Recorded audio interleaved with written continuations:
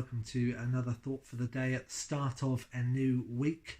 And this week I wanted to read to you from some thoughts that I've been reading through C.S. Lewis's A Year with Aslan, looking at some thoughts from the Chronicles of Narnia, those great chronicles that C.S. Lewis wrote. And I wanted to read to you the thought for today because I think it's interesting in the time that we're living in at the moment. The thought is entitled, "Never Desert a Companion."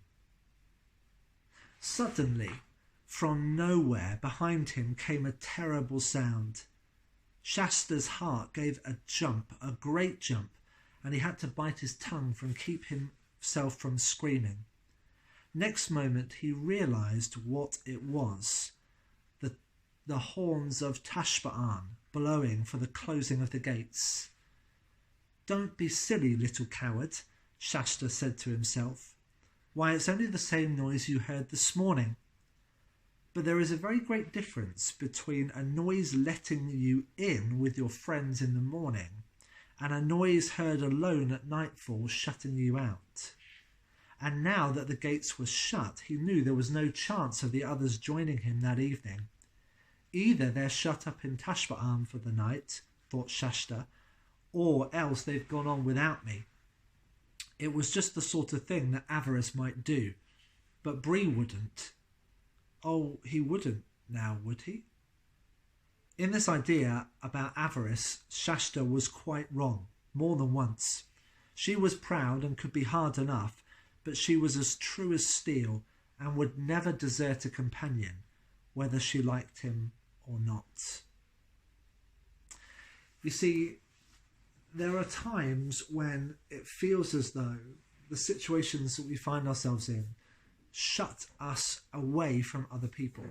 And in the case of what we're experiencing at the moment, in this second lockdown and in the lockdown we experienced earlier in the year, that is very much the case, that our homes that at times might have felt welcoming to us, opening them up in that sense to let us and other people in, suddenly have become places where for some we're shut in, shut away from other people. And that can, in that sense, make us feel as though the companions that we have along the journey have deserted us or been removed from us. We can think differently about people because we're cut off from them than we would do normally. Perhaps the motives of other people we begin to question. Well, why hasn't that person been in contact with me?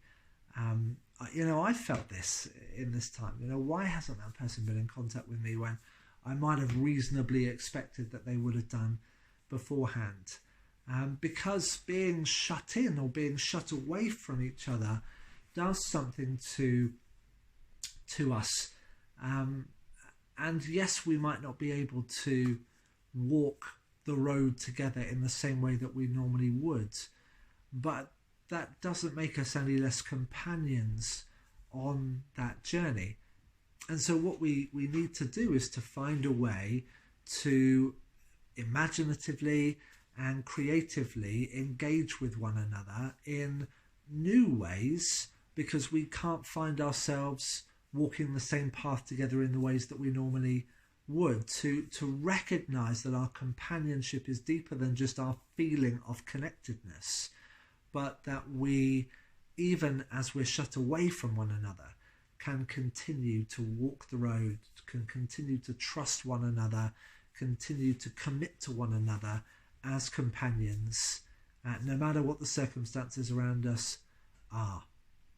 So I pray that for us as we walk that road, and for you as you reflect and walk on that road today, that you might know the presence of companions walking with you, the encouragement of that, and that you might reach out today in companionship to people who walk that journey with you and just encourage them and bless them and thank them for their journey with you.